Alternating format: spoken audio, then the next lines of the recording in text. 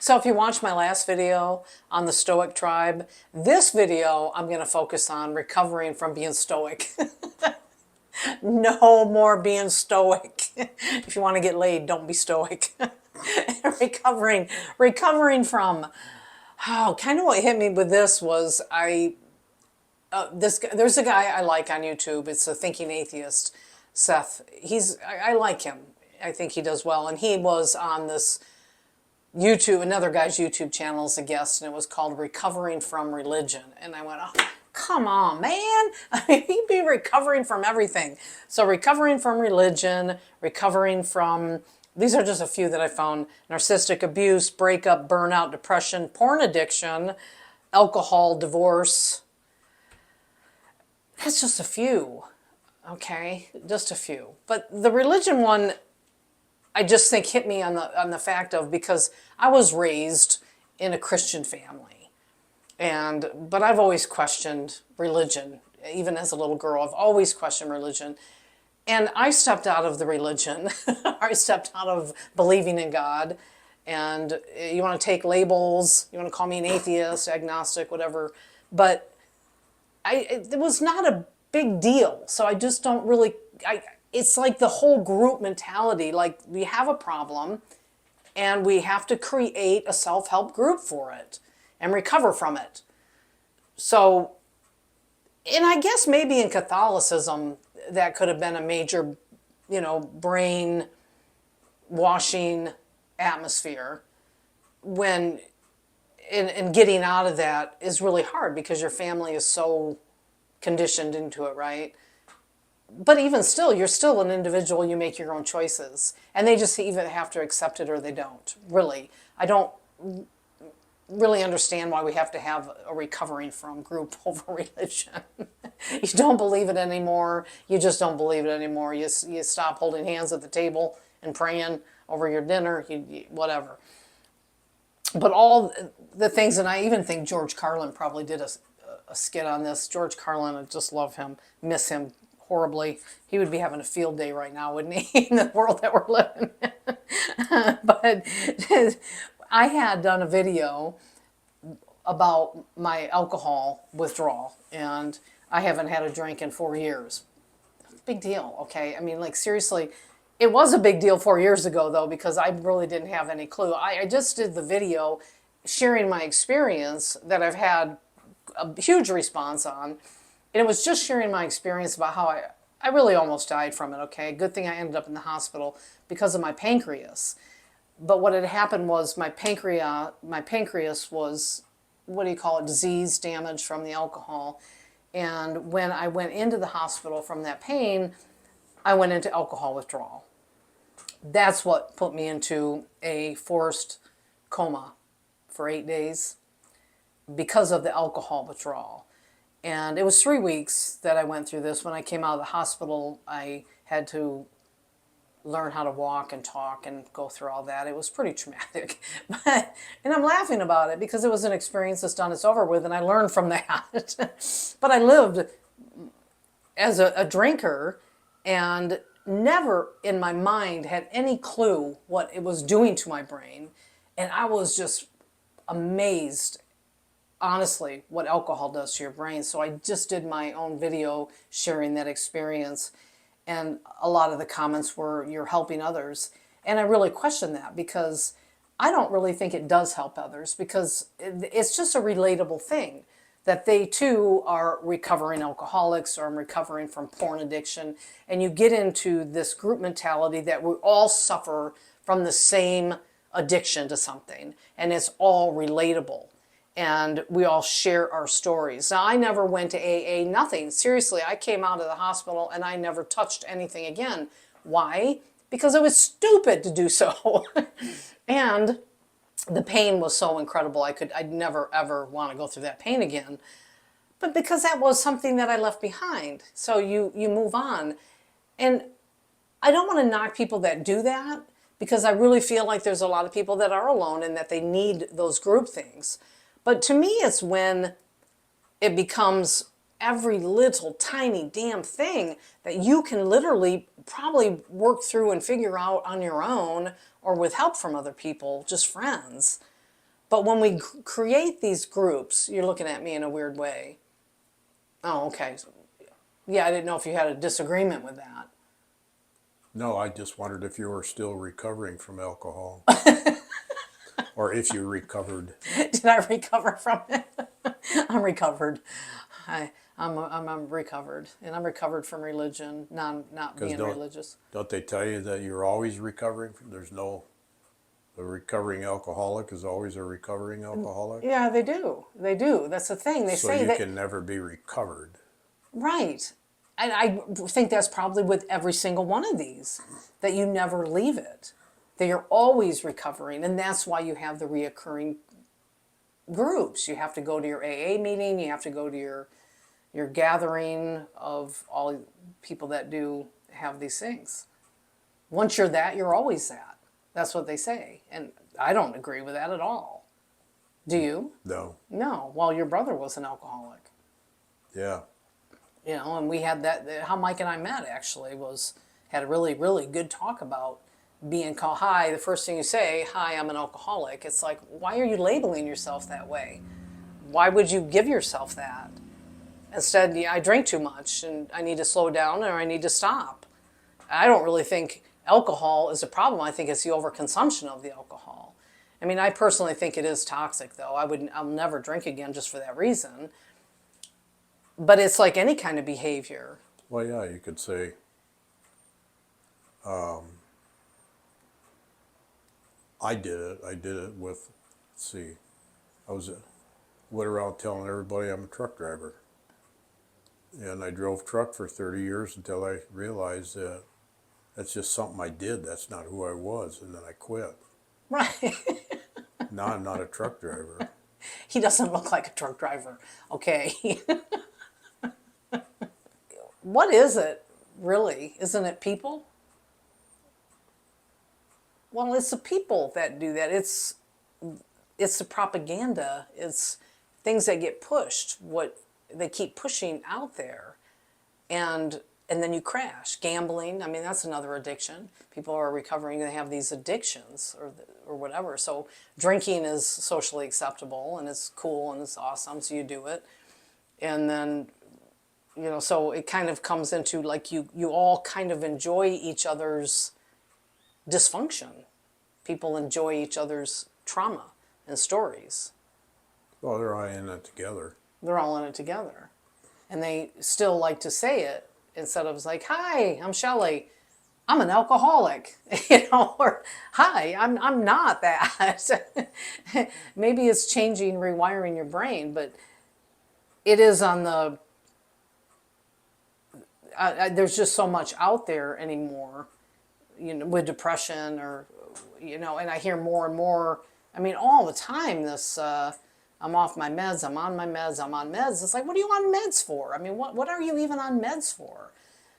My mom and dad put my brother Larry on, what was that, for being hyperactive?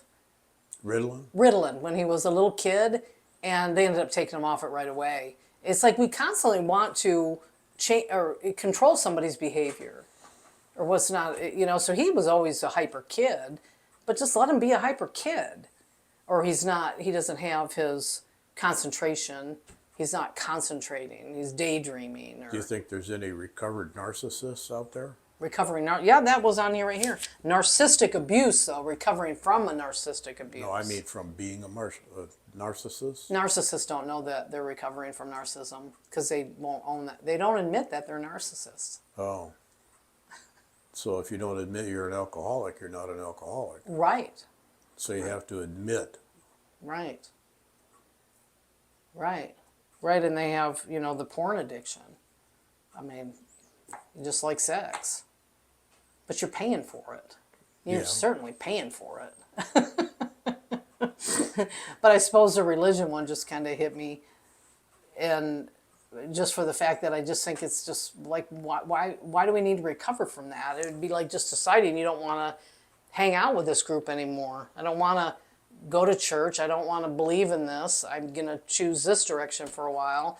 And then what happens? You're no longer in that group. And then you get shunned from that group. I want to try to find something here that I read earlier. On religion? Well, yeah. Or on that, yeah. I'll keep talking while he's looking. I have no problem with talking. See, I'm not very stoic, am I? Trump announces task force to eradicate anti-Christian bias. President Trump announced plans Thursday to establish a task force and a presidential commission to protect Christians from religious discrimination. Trump addressed the National Prayer Breakfast in Washington, where he laid out multiple steps he planned to take to address what he described as attacks on religious liberty and on Christians in particular. Trump vows to eradicate anti-Christian bias, says we have to bring religion back. In a meandering speech filled with off-script jokes, recycled campaign lines, and religious-themed policy announcements, President Donald Trump addressed religious and political leaders in the controversial National Prayer Breakfast at the U.S. Capitol in Washington, D.C. on Thursday. He pledged to protect Christians and announced plans to direct the U.S. Department of Justice to create a task force to eradicate what he called anti-Christian bias. Well, we want to bring religion back stronger, bigger, better than ever before. That's so typical. It's very important. The president declared we have to have religion, and it's suffered greatly over the last few years, but it's coming back. Oh, no, it. No. You cannot. I don't give a shit, Trump, how much power and control you think you have, but you cannot and will not be able to push religion on people. Christianity, they're sticking with Christianity, not It's recovery. and recovering. Yep, they're Right. recovering from all the ridicule, from the bias. The Christians are recovering? Yeah. So this opposite, this is recovering from when you leave the religion, but now we've got recovering Christians that have been criticized for being Christians. Right. The government is now getting involved in eradicating Christian. How do they plan to do bias. that? How do they possibly plan to do such a thing? No, they can't. It's not going to happen. Well, And I don't even know why he's wasting his time with this shit. No different than changing the Gulf of Mexico. I mean, how fucking stupid. What a waste of time. yeah, but you're talking politics, and the topic was recovery. Recovery, yeah, absolutely. Recovery. But okay, so now the Christians feel like, oh, their little feelings are hurt. They're the ones pushing their shit down our throat all the time. You hardly ever see people that are non-believers posting or talking about any of it. And how does it make it better with all the violence that's happened in religion? Give me a break. Bullshit. Yeah. That's what it Well, was. good luck. I like to see you do it. I like to see you try to do it. Because you can't force me. There's no fucking way you're going to force me ever, to be a Christian or to believe in God. Not going to happen. You could recover from your heathen ways, Schelli. My heathen ways.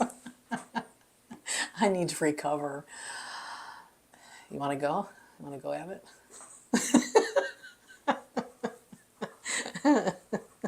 Thank you for sharing, Mike. Thank you for sharing, Mike. You and told me saying to start talking, so. Yeah, I appreciate that. I mean, again, it's like you can't force people to believe in something.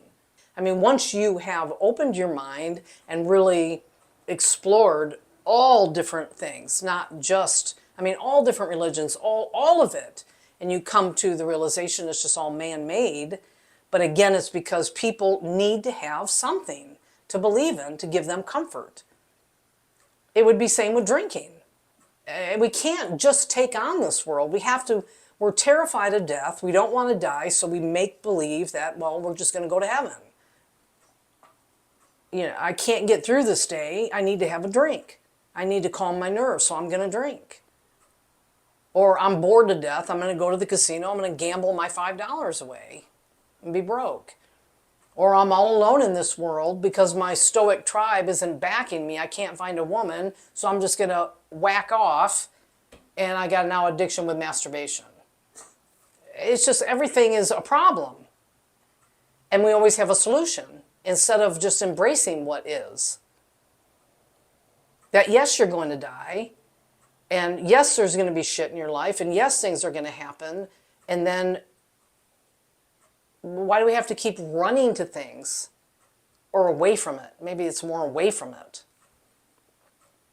Everybody wants to recover. Everybody wants to recover. I think a lot of people want to recover from Trump right now. And I'm really seeing more of that than anything, but I know that it's going to, that's where it is right now online. It's just, I'm not hearing the good for some reason. And maybe that's because there isn't any. But it's just like the last time he was president. It seemed like it was the first time in life for me that it was every single fucking day he was on TV. And it's just like, come on, people. We need to live our lives. We got to stop recovering. And put a Band-Aid on it and move on. Well, the country's in recovery from 4 years of the previous administration. Oh, we're recovering from Biden? Yeah. Oh, right. That's really... That administration. But why are we accounting on them for anything, really? I mean, we need to find a way to get through it and live our lives. Because I think it's just gotten horribly worse. And because it's people. I'm going to create a channel called Recovering from People.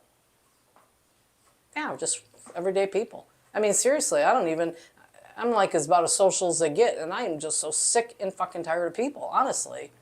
And their stupid shit. And their self-serving stuff, and they can't think outside of anything but themselves and how it's going to serve them only. Or they're just lazy as hell and they don't want to do anything. They want to contribute nothing. They don't want to work. They just want to sit on TikTok all damn day long and do nothing. And then, think pouring a gallon of milk over your head is funny. And then but then this is what the world is supporting. That's what this world is. I mean, I just don't even want a people anymore. I really, right? Recovering from people. Who creates all this stuff? People. People created the religion. People create everything that makes us have to go get help for. And then the medications for. Go in, here I'm dying on the damn table, and I need a pain pill, and they won't even give me a pain pill because they think I'll get addicted to it. Well, what do you care? They don't care. It's all about money. This whole fucking thing is all about money. It's always been about money.